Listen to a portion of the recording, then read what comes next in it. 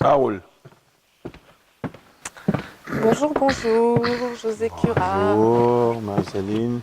Bonjour. Ravie de te rencontrer, José. De Alors, même. on s'est vu hier soir lors de la première représentation où tu as interprété majestueusement, j'ai envie de dire, Peter Grimes de Benjamin Britten. Ça, on est à l'Opéra de Monte-Carlo dans cette magnifique salle.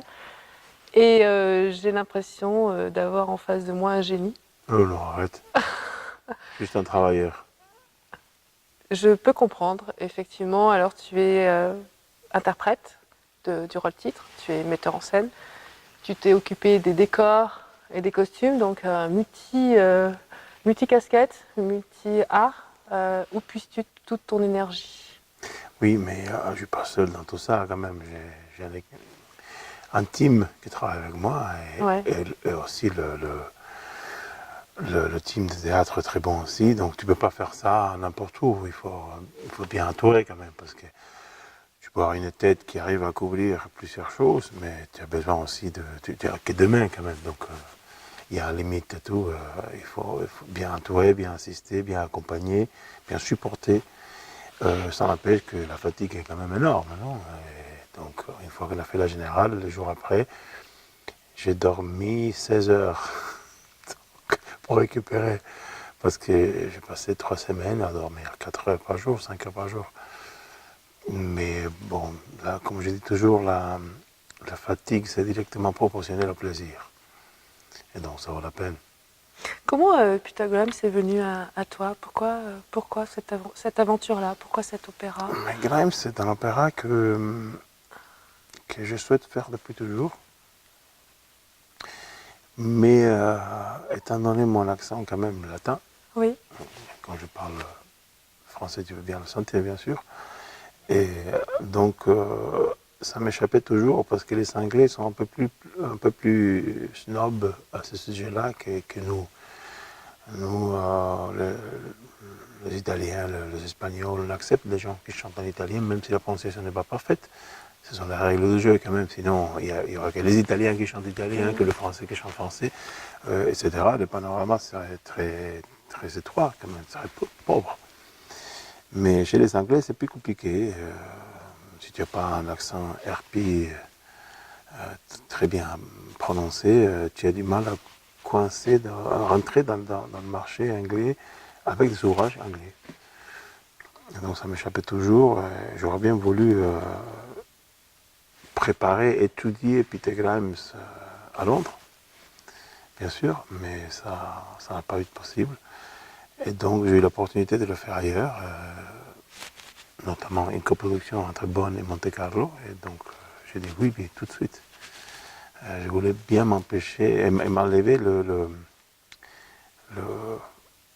la curiosité de ce que je pouvais faire avec le rôle. Est-ce que c'est un défi par rapport à la personne, par rapport Mais, à tes ambitions artistiques, à tes capacités vocales, à non, tes mais bien sûr, tout capacités... est un défi, mais c'était aussi un défi de Tannhäuser qu'on a fait ici même il y a un an. Hum. Encore plus grand défi parce que ça a duré 4 heures de musique et c'était énormément dur, plus dur. Je me sentais beaucoup moins à l'aise que dans Grimes. Grimes, c'est un défi. Alors pour quelqu'un qui est habitué à chanter Othello, Samson, des ouvrages très durs, très difficiles, très durs, il faut une tenue énorme pour la soirée. Grimes n'est pas si difficile que ça vocalement. Par rapport à l'addiction, comment tu l'as travaillé? Puisque tu as un accent latin, puisque tu es d'origine argentine. J'essaie de Est-ce que mon mieux, de la même façon que les Français, quand ils chantent en italien, tu entends l'accent français. ouais.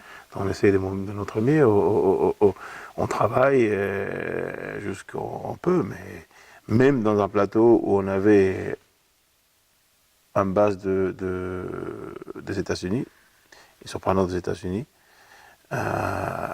donc on sent l'accent, même si l'anglais c'est leur langue. Ouais.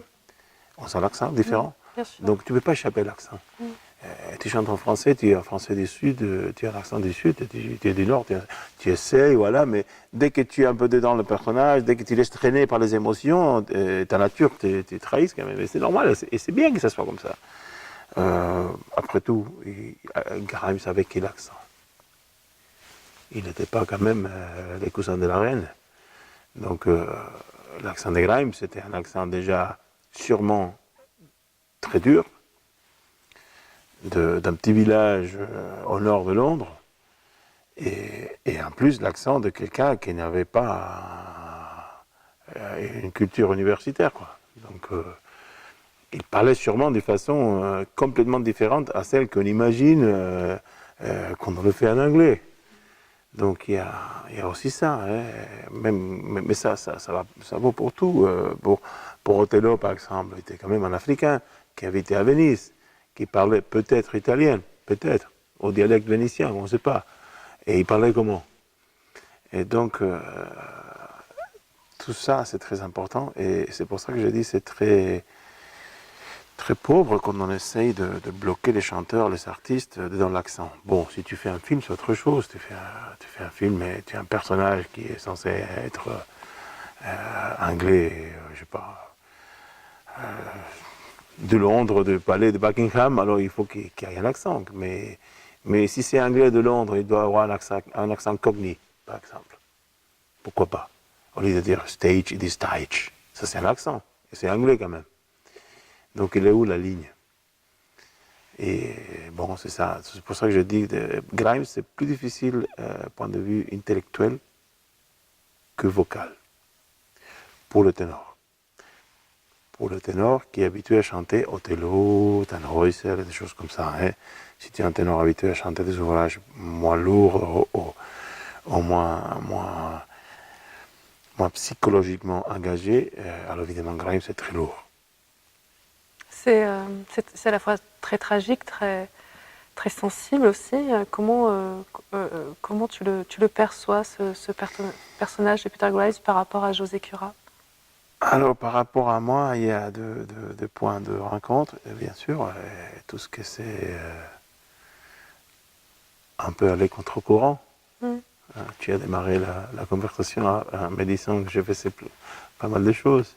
Et ça, c'est aller contre-courant un peu. Hein. Tu peux accepter par que ça ou pas. Et évidemment, dans Grimes, ce n'était pas une question intellectuelle, mais une question personnelle. Il y avait un certain caractère.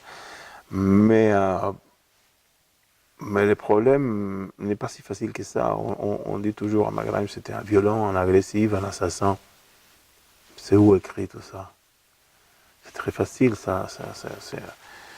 un raccourci d'arriver au rôle comme ça, et c'est pas ça, c'est exactement le contraire. Grimes, c'est un pauvre mec. Je dis toujours, il est comme un ours dans un crystal shop, tu vois. Il y a une carapace et puis à l'intérieur, quand on creuse, Voilà, et donc il y a une grande souffrance. Il est un tendre, il y a une souffrance. Il y a beaucoup de moments dans les livrets où on est confronté avec sa torture psychologique, sa puissance pour ne pas pouvoir être ce qu'il rêve d'être. Et sa désespération de voir que les choses lui échappent, qu'il a perdu un enfant, pas par sa faute, parce que le premier est mort dans le travail. Oui, alors il est mort par sa négligence. Mais imagine-toi, tu conduis ta voiture et tu as un enfant à côté et il n'a pas la ceinture. C'est un accident et il se tue. C'est ce que j'allais dire. On a l'impression qu'on se retrouve un petit peu quand même dans un phénomène sociétal contemporain aujourd'hui, Mais bien sûr. Là par rapport à la relation avec l'enfant, par rapport à la relation avec la souffrance, par rapport à la relation aussi avec le désespoir affectif, j'ai envie de dire. C'est quelque chose qui reflète quand même véritablement ce phénomène sociétal. Mais dis-moi, entre l'agression psychologique de la masse vers lui et le bullying d'aujourd'hui en Internet, est-ce qu'il y a une différence? C'est la même chose. Là, c'est direct. Le bullying, c'est des messages, des Facebook, des machins. Mais c'est la même chose. On trouve quelqu'un qui, au dire de dire A, comme tout le monde, il dit B, et tout de suite, il est soupçonné, il faut l'éliminer. Et donc, je dis toujours, est-ce que la foule fait Grimes où Grimes fait la foule. Qui est avant? Qui est l'œuf? Qui est la poulet? Tu vois? Et est-ce qu'il est devenu comme ça parce que le marginé, on le traitait comme ça? Ou c'est parce qu'il était comme ça que tout le monde l'a marginé? Ça s'écrit nulle part. Il faut jouer un peu de fantaisie, il faut se faire un peu il faut se créer la propre histoire. Et toi, quand tu l'interprètes, comment tu te l'appropries justement? Comment tu te ressens? Est-ce que tu te ressens justement rejeté par la foule ou est-ce que... Alors j'essaie de mettre un peu de moi-même dans le sens que même dans notre métier, je suis connu pour ne pas jouer ou accepter toutes les règles. Tu sais, dans un métier, il y a certaines règles que tu peux casser et ce sont des règles qui sont centenaires des fois. Et donc tu arrives, tu essaies d'avoir un raisonnement moderne ou d'être toi-même. Et donc tu proposes certaines choses qui dérangent. Et donc ça c'est Grimes aussi. Alors je ne veux pas devenir très dramatique parce que ce n'est pas le cas, mais à chaque fois qu'on met de côté, qu'on margine quelqu'un, c'est quand même le phénomène Grimes. À chaque fois. Et pourquoi Grimes et pas Mr. Smith? Parce que c'est pas ni le premier ni le dernier enfant qui meurt dans une situation pareille. À l'époque, ils mouraient comme des mouches, les enfants ou les apprentis. Parce que c'était comme ça. Ils mouraient ou dans une situation comme cela, dans un village de pêcheurs, ou dans les mines de charbon, où c'était tous les jours. Dans le cast, Carole, qui fait le rôle de Antti, son papa était policier dans un petit village de pêcheurs. Elle nous racontait que son papa lui racontait qu'il avait des situations Grimes, pas Grimes, mais des situations d'enfants qui mouraient 3, 4, 5 fois par an. Alors pourquoi on s'acharne contre Grimes et pas contre tous?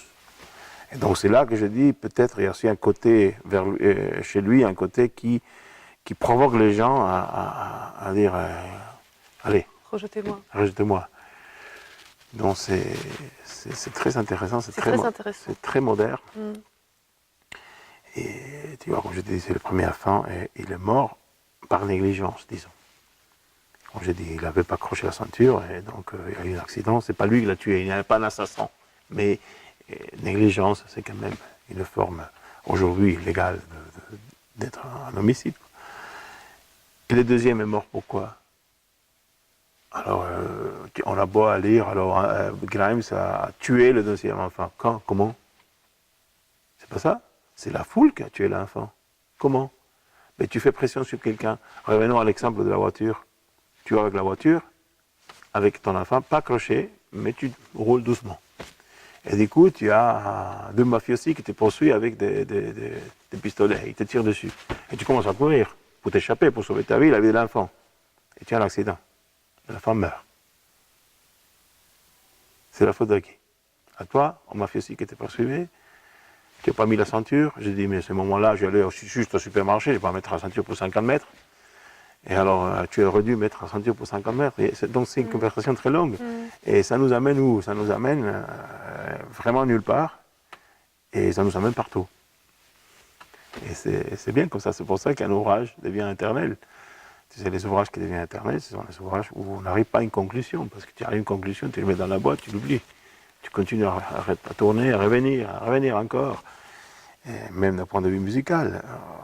Oui. Alors, par contre, pardon, je te coupe, mais c'est un opéra qui a été très très joué justement dès sa création, pendant les années qui ont suivi sa création, donc de 45 à 75, je crois.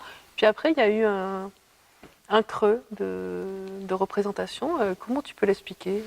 Je n'ai pas suivi l'histoire de l'ouvrage parce que ça ne touche pas l'interprétation directe. Ouais. Donc j'ai suivi un peu les différentes interprétations, mais pas l'histoire chronologique de ce qui s'est passé ou pas. Mais on peut imaginer beaucoup de choses.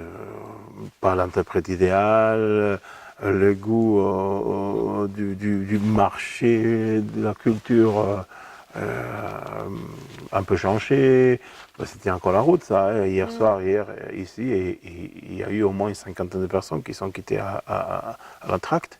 Ils sont partis à l'entracte. Parce qu'à la fois c'est un opéra populaire, mais à la fois c'est un opéra qui est peu Oui, connu. Donc il y a mais contraste-là. je n'arrive pas à comprendre, parce que c'est quand même un ouvrage qui a bientôt 80 ans. Mm. C'est pas du contemporain écrit hier, dissonant, hystérique, s'arrachant les cheveux, n'importe quoi. Et puis la mise en scène n'était pas du tout Bon, contemporaine. la mise en scène, c'était des tableaux, donc Exactement. rien que pour ça, tu restes. Mais, Exactement. mais les gens sont partis, pas pour la mise en scène, bien sûr, heureusement déjà, mais pire pour moi, parce que la mise en scène, on peut la discuter, mais la musique est indiscutable, c'est un chef-d'œuvre. Mm. Différent, c'est pas de Verdi, c'est pas de Rossini, c'est pas de Gounod, c'est pas Offenbach, qu'on vient de donner il y a 10 jours ici. Mais on peut pas tout casser dans la même boîte, parce que sinon, culturellement, on a une vie misérable. Il faut ouvrir un peu la tête. Et donc, les gens qui sont partis hier, je comprends d'un côté la surprise, mais quand tu viens voir un spectacle, c'est pas quand même une création, c'est pas un ouvrage que tu n'as jamais entendu. Tu sais ce que tu viens voir. Donne-toi le temps d'assimiler ça, de comprendre pourquoi et comment, avant de décider de partir. Et c'est dommage parce que ça ne fait pas de faveur au public même, pas à nous. Nous, on s'enrichit de cette merveille musicale, des livrets et tout, et on voudrait bien que tout le monde fasse la même chose, mais bon, il y a sensibilité pour tout. Alors toi qui es à la fois interprète, metteur en scène, décor, costume, qui a aussi été directeur musical, dans ton propre rôle, quelles sont tes capacités justement pour convaincre un public qui pourrait partir, comme tu l'as dit, au milieu d'un opéra? Quelles sont tes compétences et quelles sont aussi tes responsabilités Mais tes écoute, actions? c'est l'interview du spectacle hier. Oui. Est-ce que je dois donner des explications après ça? Non. Parce que tout ce que tu voyais, c'était des tableaux vivants. Bien sûr. C'était d'une beauté incroyable. Et bon, on a eu problème ici et là-bas, c'est quand même une représentation live. Et ça, c'est normal et c'est beau que ce soit comme ça. Mais c'est un spectacle merveilleux, donc partir. Quoi faire plus pour convaincre les gens? Moi, je ne peux pas faire plus parce que j'ai mis tout mon savoir-faire pour faire que le plateau soit le plus beau possible. Je confirme, il était beau. Et tu étais là et tu as vu. Plus que ça, évidemment, c'est pas moi le compositeur. Mais je dois dire, autant que compositeur moi-même et que chef d'orchestre, c'est de la musique très belle, très digérable. Tu sais, c'est pas de la musique qui te reste là. Il y a du jazz, il y a de music hall, il y a de tout là-dedans. Tout à fait. Il y a tout là-dedans. Il y a un moment de dissonance, mais les moments de dissonance ne sont pas gratuits. C'est des moments où la foule devient folle, quand il y a de la violence. Donc ça colle avec ce qui se passe sur le plateau. Évidemment, ce n'est pas des un-cha-cha. Ce n'est pas des un-parapapa. Donc évidemment. Ce ne sont pas des arts populaires. Voilà, c'est différent. Quoi, et voilà. Mais alors, je ne sais pas quoi dire, parce que là, à un moment donné, tu sais, j'ai beaucoup vu à mon âge, et je ne suis pas vieux, mais je fais ce métier depuis 40 ans presque. Et j'ai beaucoup vu et témoigné. Il y a certaines choses qui méritent les gens qui quittent la scène, qui quittent la salle. Mais Peter Grimes n'est pas une de telles, ça c'est sûr. Alors, on ferme la parenthèse. Comment tu disais que donc, tu as 40 ans d'expérience, que ça fait 40 ans que tu fais ce métier. Comment c'est venu à toi, cette formation musicale, ce chant? Oh, ça nous amène dans une promenade d'archéologie. Tout à fait. Archéologie personnelle. Et alors, quand j'avais 7 ans, mon papa m'a envoyé à étudier le piano. Et 2-3 mois après, je pense à peu près, ma maîtresse de piano, m'a envoyé à la maison avec une petite note qui disait le petit José n'est pas intéressé à la musique, trouvez-lui un autre hobby. D'accord. Mais, On a du mal à le croire. non, mais elle avait raison quand même, parce qu'à l'époque, je voulais être un enfant. Quoi. Ouais. Donc, je commençais de piano, je passais au rugby. J'ai commencé à jouer au rugby, imagine-toi. Donc, moi, c'était l'exubérance totale, et donc le rugby m'a beaucoup bien fait quand même. La France, c'est quand même un pays très rugby, donc on va bien me comprendre. Et quand j'avais 12, je préparais mon entrée à l'école secondaire. Il y avait un copain qui jouait la guitare. Et donc, toutes les copines étaient très intéressées par lui. Et je me suis dit, peut-être il faut que je Donc c'est une histoire de fille alors. la guitare. Alors, j'ai commencé à jouer la guitare, juste comme ça. J'ai chanté des Beatles et tout ça. Ce que c'était la mode à l'époque. Et à un moment donné, j'ai commencé à être intéressé par la guitare. Alors j'ai dit à mon père, je vais étudier la guitare sérieusement. Et j'ai commencé avec la guitare. Et je suis arrivé à jouer pas mal, mais un jour, mon professeur m'a dit, écoute, tu es un mec très exubérant. Et la guitare, ça va être petit pour toi. À un moment donné, tu vas la casser contre le mur parce que tu ne vas pas arriver à passer, à faire sortir tout ce que tu as dedans à travers cet instrument, que c'est quand même un instrument intime, timide. Ouais. Et donc, j'ai commencé avec la composition et la direction d'orchestre. Et c'est la composition et la direction d'orchestre qui sont à la base de ma formation universitaire, de conservatoire et tout ça. Et c'est là que j'avais comme matière complémentaire le chant lyrique.